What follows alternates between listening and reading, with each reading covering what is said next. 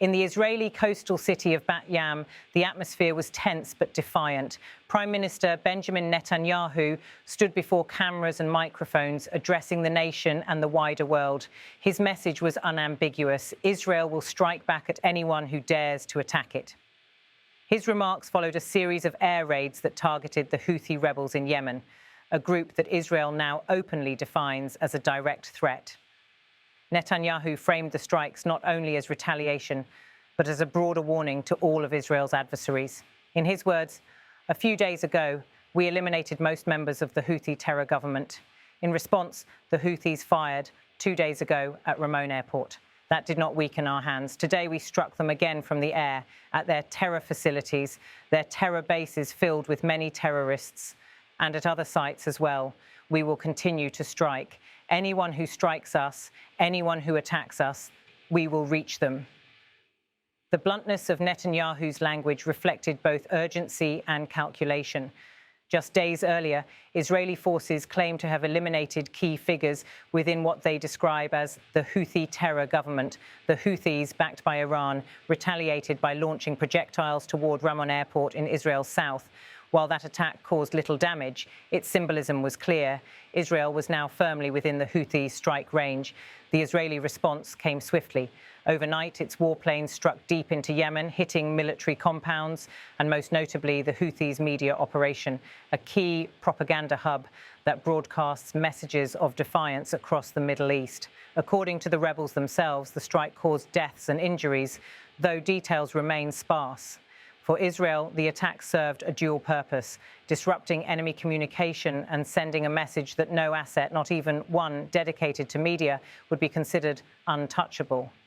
To understand the weight of this moment, one must look at the Houthi movement itself. Known formally as Ansar Allah, the Houthis began as a local insurgency in Yemen's north. Over the past decade, they have transformed into one of the region's most resilient armed groups, battling a Saudi-led coalition and expanding their reach beyond Yemen's borders. Their slogan, "Death to America, Death to Israel," leaves little doubt about their ideological orientation. Backed and supplied by Iran, they have built a formidable arsenal of missiles and drones capable of reaching Israel, Saudi Arabia, and even international shipping lanes in the Red Sea. For Israel, the Houthis are no longer a distant problem confined to the Arabian Peninsula.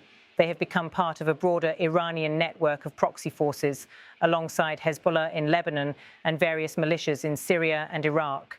By firing at Ramon Airport, the Houthis demonstrated their ability to threaten Israeli civilians hundreds of kilometers away. By striking back at their bases and media hub, Israel is asserting its determination to deny them any sense of impunity. The timing of Netanyahu's message was no accident. The Middle East is in the midst of a dangerous escalation. In Gaza, a humanitarian crisis deepens as clashes continue. Along the northern border, Hezbollah threatens new attacks. In the Red Sea, Houthi drones and missiles have disrupted global trade routes, forcing international navies to intervene.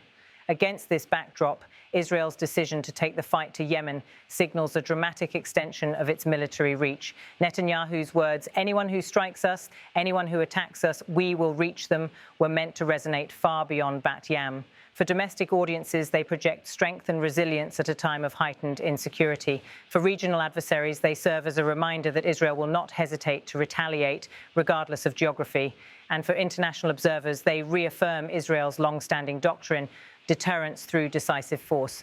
Yet the strikes also raise difficult questions. Human rights groups warn that targeting a media outlet risks blurring the line between combatant and civilian infrastructure. Was the Houthi media arm a legitimate military target or a civilian institution caught in the crossfire? The Houthis claim journalists and technicians were among the casualties, though these reports cannot yet be independently verified. Such incidents reignite debates about proportionality and legality in modern warfare. The international response has been mixed.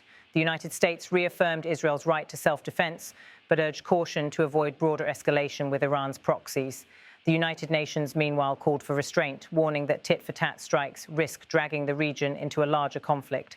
Saudi Arabia and the United Arab Emirates, long at war with the Houthis, privately welcomed Israel's intervention, viewing it as added pressure on their shared adversary. Israel's strike against the Houthi media hub also carries deep symbolic weight. For years, the rebels have broadcast fiery speeches, military claims, and ideological messages, attempting to frame themselves as the vanguard of resistance against Israel and the West. Silencing or disrupting those broadcasts is not just a tactical maneuver, it is an effort to undermine their morale and their ability to rally support. For Netanyahu, this is about more than bombs and missiles. It is about shaping the psychological battlefield as well.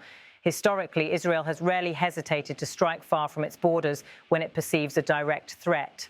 From the 1981 bombing of Iraq's Osirak nuclear reactor to operations against Hezbollah in Syria, Israeli doctrine emphasizes preemption and deterrence. The attack on Houthi targets in Yemen fits squarely into this tradition, an assertion that distance is no protection for those who would harm Israel. Still, the human cost remains. Reports from Yemen indicate that not only fighters, but also support staff, technicians, and possibly civilians were killed or wounded. Families are left grieving, communities disrupted. For Israel, these may be necessary consequences of defending its security. For Yemenis, they represent yet another tragedy in a war that has already cost hundreds of thousands of lives. Netanyahu's remarks in Bat Yam underline how personal and political survival intertwine with national security.